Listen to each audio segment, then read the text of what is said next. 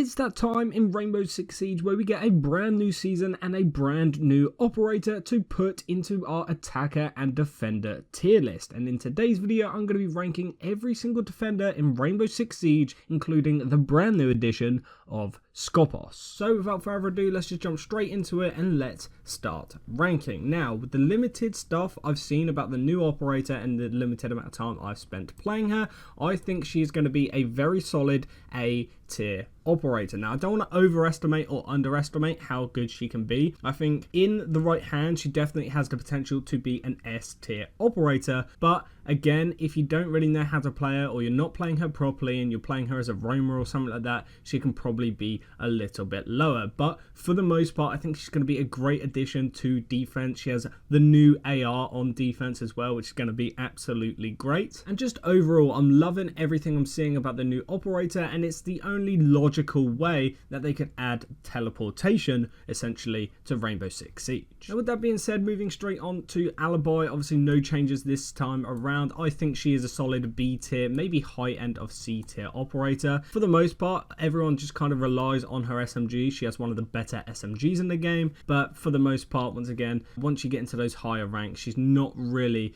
going to be very good. With that being said, then next up we have Aruni. Now, I think Aruni is going to be high end of B tier, maybe even low end of A tier for some people. I personally really enjoy playing Aruni. The only downside is, other than the P10 Roni, which has a very small magazine, she doesn't have a good fully automatic option as her primary, but she does have the passive ability of being able to punch massive holes in walls, which helps set up sight. Now, with Aruni out of the way, let's move it to Azami. Now, I actually really like playing Azami. I think the nerfs that she got a few seasons ago were not really that impactful, but I do think she's fallen from an S tier operator maybe down to a high end of A tier. I do think she could get into S tier. I might change that later on in the video, but for now we'll leave that there. After Azami, we now have Bandit, who's another one of those essential operators on defense. Obviously, counter hard breachers like Bandit are going to be extremely crucial for the defensive team. Once again, no changes there. I think he is at least a high end of A tier operator, and once again,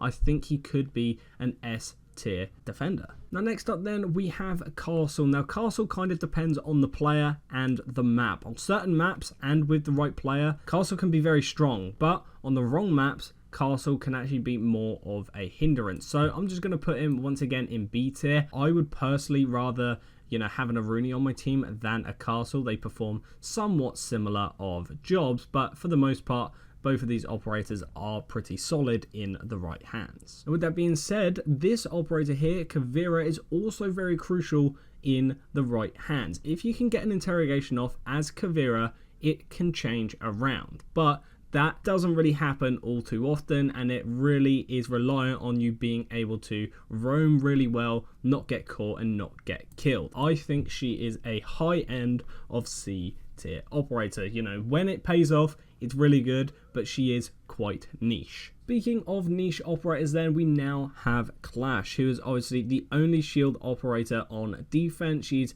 very annoying for the attackers to deal with, but she does still serve a purpose in the game. I wouldn't quite say she is an F tier operator because she does have a purpose, it's just not that useful, and her purpose is to delay those attackers. So for the most part, I think once again, she belongs in C tier. Now after that, we then have Doc. Now Doc's an interesting operator because he's easily the best healing operator in the game. He has the MP5, he can have ACOG on it, he's just good all around. He doesn't really have many downfalls, but when it comes to a team composition, I think there are some operators who are more useful. So I'm going to put him in A tier, but once again, in the right hands, could be an S tier operator. Same goes for Echo, actually. I'm also going to put him in there because he's also very useful. He provides cameras for the team. In the right hands, you know, you can deny plants and stuff like that, but for the most part, I think he's just missing out on that S tier. Now after Echo, we now have Ella. Ella is not my favorite operator. I've never really been a huge fan of Ella. I think she's in a similar category of Alibi, where a lot of people play her just for the SMG. I don't think either of these two operators' gadgets are really that great. I'd probably say that she is probably better than Alibi though,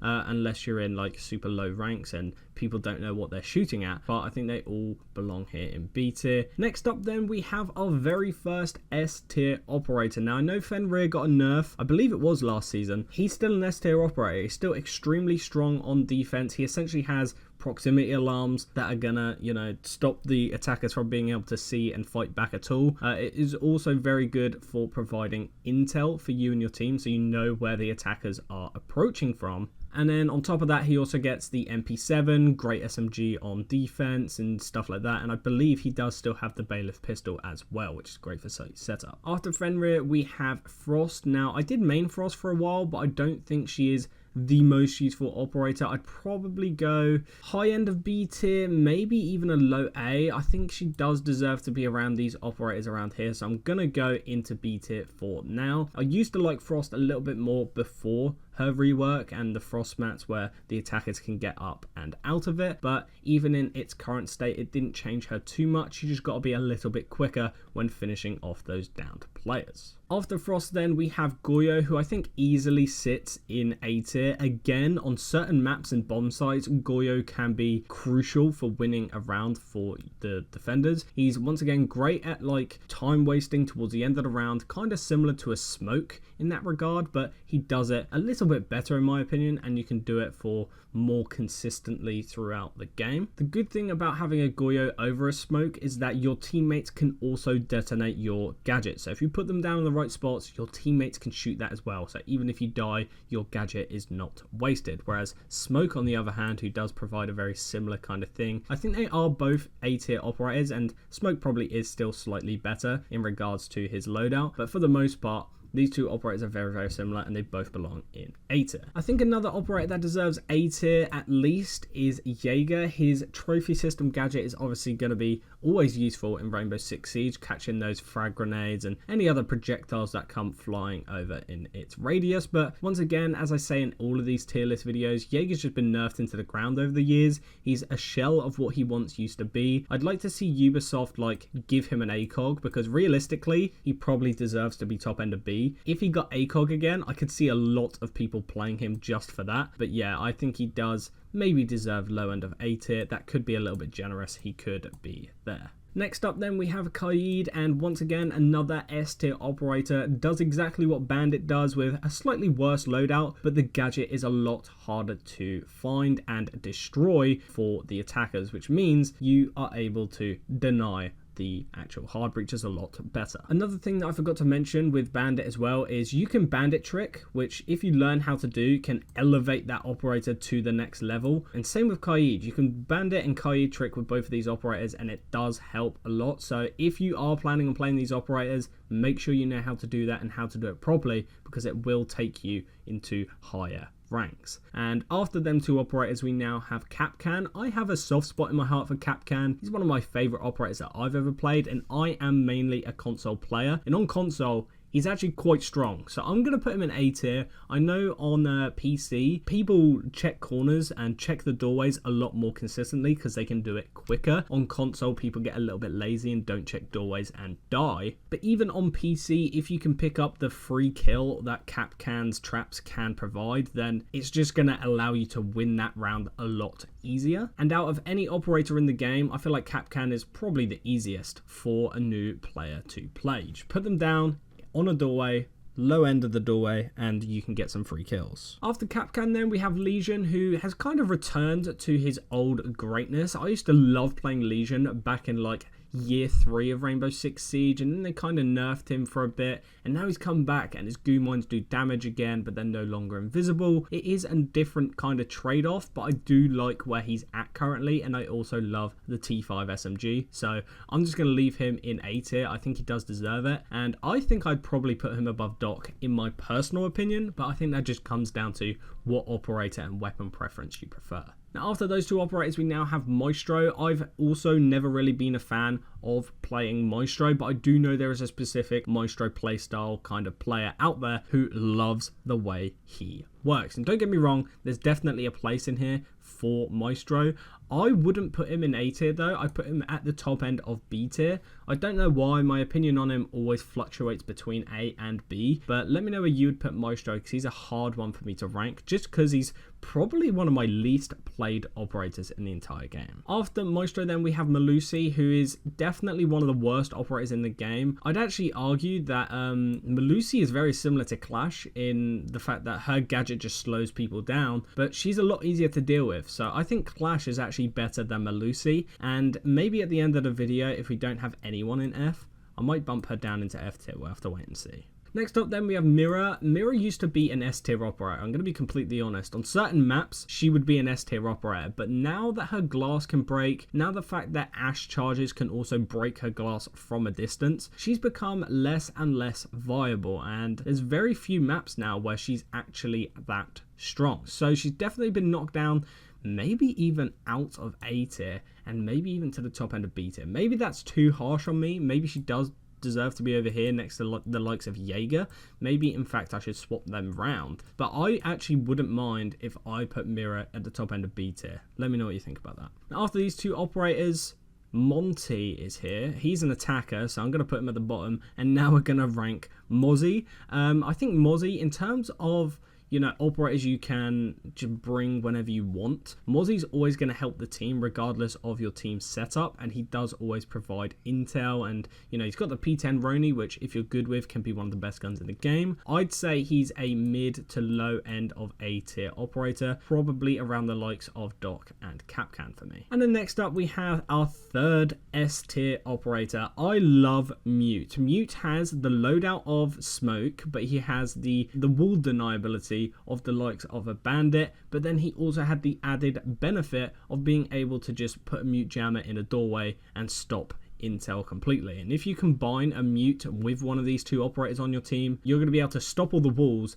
and stop all the intel. So it's going to be a great combo, and I love playing mute. He's one of my favorite operators on defense right now, and I do think he does belong in S tier. Now after mute we now have Oryx, which, let's be honest, even with the buffs that Oryx has got over the years, he's not really that good of an operator. His only benefit is that he can jump up through hatches, and other than that, he's not really that great. He was a little bit overpowered with the 1.5 times scope on the T5 SMG, but once they removed that from him, he went straight back down all the way into like C tier again, and I think he's kind of settled around this mark. And now that I'm thinking about it, I think Kavira does deserve to be in B tier and take Oryx's place, because I think Oryx and these three operators here are just a level below where Kavira is at. Now after Oryx then we have Pulse. Now I always once again have a soft spot in my heart for Pulse. He's one of the first operators I ever started maining in Rainbow Six Siege, and I do have a soft spot for him. And to be honest, the fact that he still to this day doesn't really have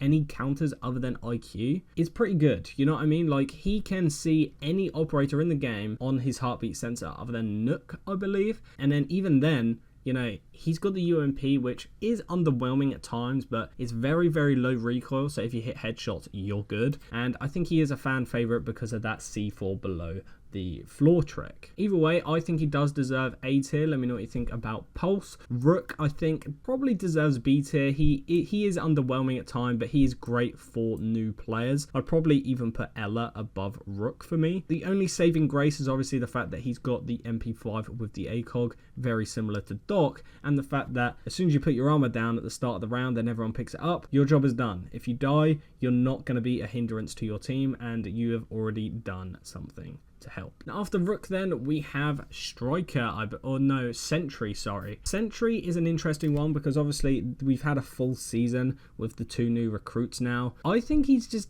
okay, you know what I mean? I think he probably just settles in around a B tier. I think certain strats on certain maps could maybe put him at low end of A, but I think he is definitely hovering around these kind of operators here and these kind of operators over here. I'm going to leave him low end of A tier for now, but let me know what you guys think. Now that we've had a full season of Sentry and Striker, where would you rank them? Now after that then we have Solace, who is receiving her second half of her nerfs this season. Before all of her nerfs, she was easily probably the best operator in the game, if not second best next to Fenrir. Since she got her nerfs last season, where her range has gone down, you know, she can't use it in prep phase, she probably dropped down to like an A tier. And now with the nerfs that they're giving her this season, where you got to be looking directly at the gadget, doesn't tell you what the gadget is until you use your overclock, which is what they've called it. I think she's dropping all the way down to low end of A, and to be honest, I think she might be a B tier operator now. I don't know about you guys, but I think Ubisoft have taken the nerfs to Solace a little bit too far. I'm thinking about making a dedicated video talking about the Solace nerfs, because once again, I think they've gone way too far. Someone said this to me in one of my other videos, and they said if you took Smoke